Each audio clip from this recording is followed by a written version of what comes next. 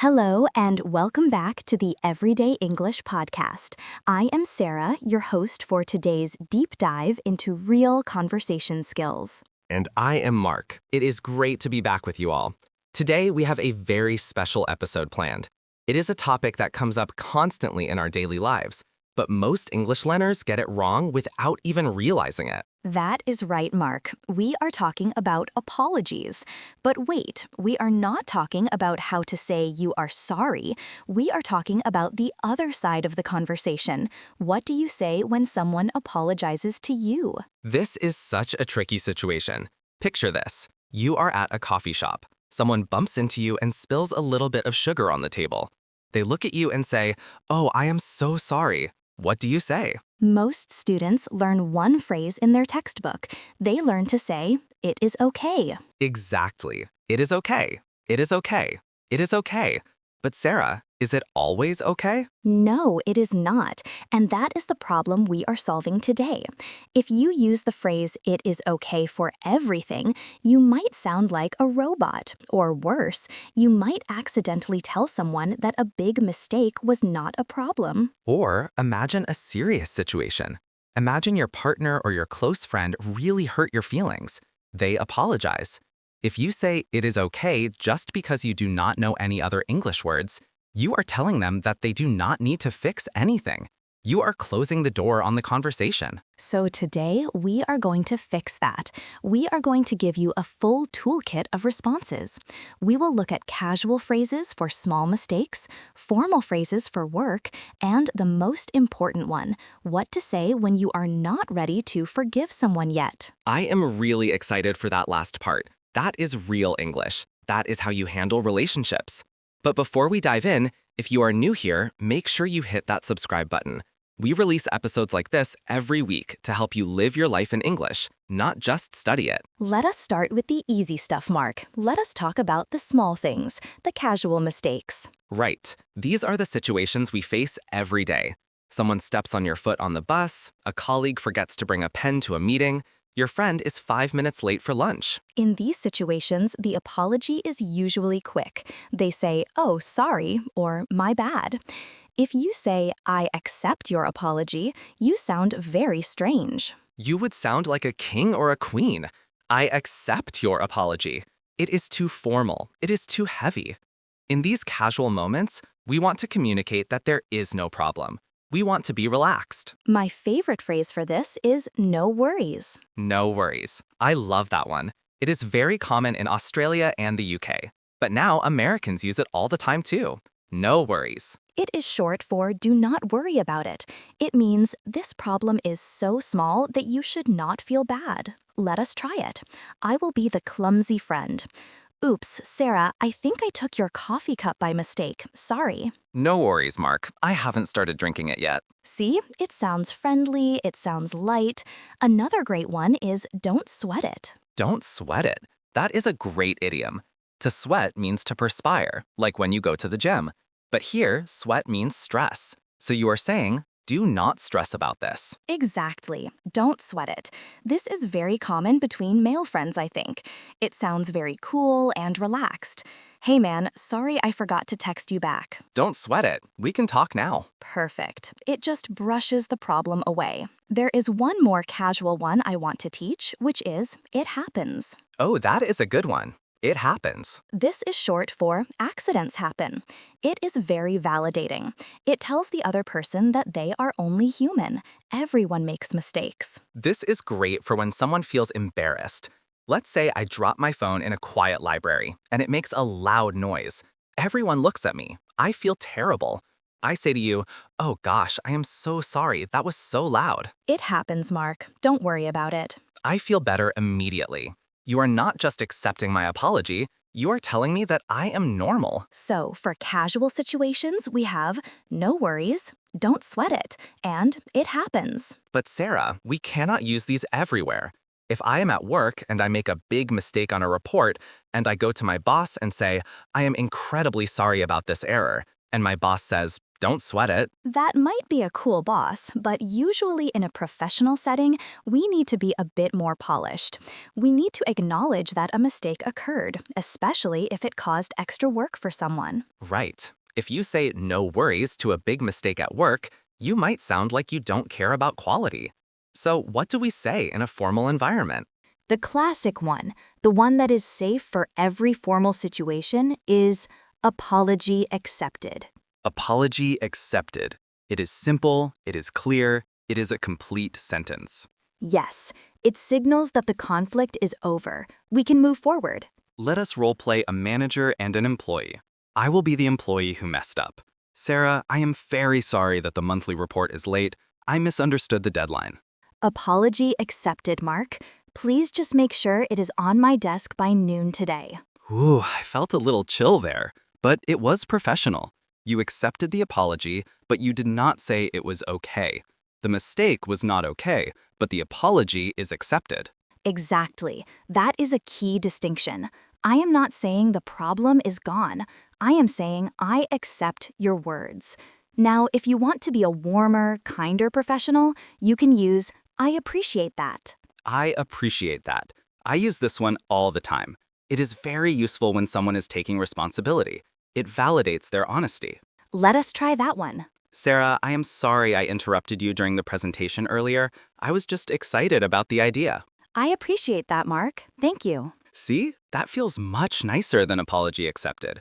It feels like we are still a good team. It acknowledges that apologizing is hard to do. Another variation of this is thank you for saying that. Thank you for saying that. This is very powerful.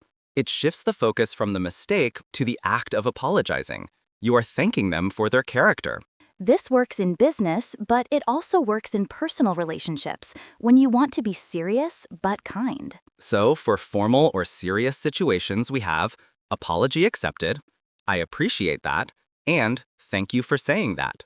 Now, Mark, we need to get into the deep water. We need to talk about the difficult situations. Yes, the situations where everything is not okay. This is the biggest pain point for our listeners. I know many of you watching have been in this situation. Your partner, your boyfriend, your girlfriend, or a family member does something that hurts you. Maybe they forgot an important anniversary. Maybe they said something rude in front of your friends. Maybe they broke a promise. They come to you and they say, I am sorry. And because you are learning English and you are nervous, you just say, it is okay. But inside, your heart is beating fast. You are angry, you are sad. And by saying it is okay, you just told them that they can do it again. We need to learn how to accept the apology without fixing the problem immediately. We need to learn how to set a boundary. This is advanced emotional intelligence in English. The key here is the word but. Yes, the structure is usually acknowledge the apology plus but state your need. Let us break that down. First, you acknowledge. You can use the phrase we just learned, I appreciate your apology, or simply, I hear you. Then comes the but, and then comes the truth. For example, I appreciate your apology, but I am still really hurt by what you said. Wow, that is strong.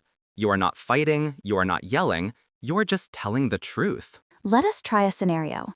Mark, imagine you promised to help me move into my new apartment, but you never showed up. You left me to do it all alone. The next day, you call me. Okay, I will be the bad friend. Sarah, listen, I am so sorry I missed the move. I totally forgot to check my calendar. I feel terrible. Mark, thank you for apologizing, but I am really disappointed. I had to lift everything by myself. That is hard to hear, but it is fair. You did not say it is okay. You said thank you for the apology, but the feeling is disappointment. And what does that do? It forces you, Mark, to do more. You can't just walk away. You have to say something else. You have to fix it. Right. If you had said, no worries, I would have said, great, and gone to watch TV. But because you said you are disappointed, now I have to say, how can I make it up to you? Can I come over and help you unpack? Exactly. Using the right response changes the outcome of the relationship. There is another phrase I want to teach for this situation. It's for when you are just too angry to talk.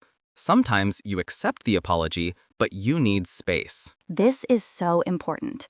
The phrase is, I accept your apology, but I need some time alone right now. I need some time. That is a complete sentence. You do not need to explain why. Or, I accept your apology, but I am not ready to talk about this yet. That is a very healthy boundary. I am not ready. Let us do a longer role play here, Mark. This is a bit intense. Let us pretend we are a couple. We had a fight about money. I spent money we were saving for a trip, and you were angry, and you yelled at me. Now you're apologizing for yelling. Okay, so I was wrong for yelling, even though the money was the issue. Okay, Sarah, look, I should not have raised my voice. I lost my temper, and I am sorry for yelling at you. I appreciate you saying that, Mark, but I am still feeling very shaken up by how loud you got. I think I need to take a walk before we talk about the money. I understand. Take your time. Freeze. That was a perfect interaction. It felt very real. You validated my apology. You did not attack me back. You did not say, you are a jerk. You just said, I appreciate it, but I am shaken up. And then you stated a need. I need to take a walk. Listeners, I want you to notice the grammar there. I am still feeling. I need. These are I statements. We're focusing on my feelings, not your bad actions. And notice the tone of voice Sarah used. It was calm, it was slow. If you say, I appreciate it, but I am still mad, with a loud voice, it sounds like you are starting the fight again. Yes, the but has to be a soft bridge, not a wall. I appreciate it, but I am still hurt. There is one more advanced phrase for this not ready category. It is for when you want to move on, but you want to make sure it does not happen again. Oh, I know this one. Is it the please ensure phrase? A little less formal. It is, thank you. I just want to make sure we don't end up here again. That is a great collaborative phrase. We. I want to make sure we don't end up here again. It invites a solution. It says, apology accepted. Now let us fix the root cause. So let us recap these deeper responses. We have, I appreciate your apology, but I am still hurt. We have, I accept your apology, but I need some time. And we have, thank you. I just want to make sure we avoid this in the future. These are so much better than it is okay. They really are. And Mark, I think the fear from many students is that if they don't say it is okay, the other person will be angry. I think it is the opposite. If you are honest about your feelings, people respect you more. If you always say it is okay, people stop taking your feelings seriously. That is very true. Using these phrases shows that you have self-respect. It shows that you have command of the English language. You are not just a beginner engaging in simple exchanges. You are a complex person with complex feelings. Now, I want to do a little listening practice, a shadowing drill. Great idea. Shadowing is when you listen to the phrase and repeat it immediately, trying to match our speed and our melody. We will say the phrase, pause for a second so you can say it, and then say it again. Are you ready? Let us start with the casual ones. No worries. No worries. Don't sweat it. Don't sweat it. Now the formal ones. I appreciate that. I appreciate that. Thank you for saying that. Thank you for saying that. Now the difficult ones. Listen to the melody here. I accept your apology, but I need some time. I accept your apology, but I need some time. Thank you for apologizing, but I am still disappointed. Thank you for apologizing, but I am still disappointed. Excellent work. If you are commuting or washing dishes right now, I hope you are mumbling these to yourself. It really helps the muscle memory. It really does. You do not want the first time you say these words to be in the middle of a fight. You want them to be ready in your mouth. Mark, before we wrap up, I want to address one specific false friend phrase that I hear students use. Which one? Sometimes when someone apologizes, a student will say, never mind. Ooh, never mind. That is dangerous. Yes. In some languages, the translation for it is nothing sounds like never mind. But in English, how does never mind sound to you, Mark? It sounds dismissive. It sounds a little bit annoyed. If I say, I'm sorry I broke your cup, and you say, never mind, I feel like you are rolling your eyes at me. Exactly. It implies, forget it, you are annoying me. So please be careful with never mind. Stick to no worries or it happens instead. Great tip. That is a small nuance that can save a friendship. So we have covered a lot of ground today. We went from the coffee shop spill to the workplace error to the relationship crisis. It is amazing how much vocabulary is hidden inside one simple interaction. An apology seems small, but the response is where the relationship is actually defined. I have a challenge for our listeners for this week. I love a good challenge. What is it? For the next 7 days, I want you to ban the phrase, "it is okay," from your vocabulary when responding to an apology, even for small things. That is tough. It is such a habit. It is, but you have to break the habit to build the new skill. So if someone bumps into you on the subway, you have to say, no worries. If a waiter brings the wrong drink, say, don't sweat it. And if you are brave enough, if you have a difficult conversation with a partner or friend this week, try using the "I appreciate it, but" structure. Write down how it feels. Did the conversation change? Did you feel more powerful? Let us know in the comments. And if you enjoyed this deep dive into communication, you should check out our other episodes on relationship vocabulary and conflict resolution. We have a whole library of conversations just like this one. This episode was designed to follow up on the topic of apologizing. If you know how to say sorry, and now you know how to answer, you are fully equipped for one of the most common human interactions. Absolutely. English is not just about grammar rules and exams. It is about connecting with people. It is about empathy. And sometimes it is about setting boundaries.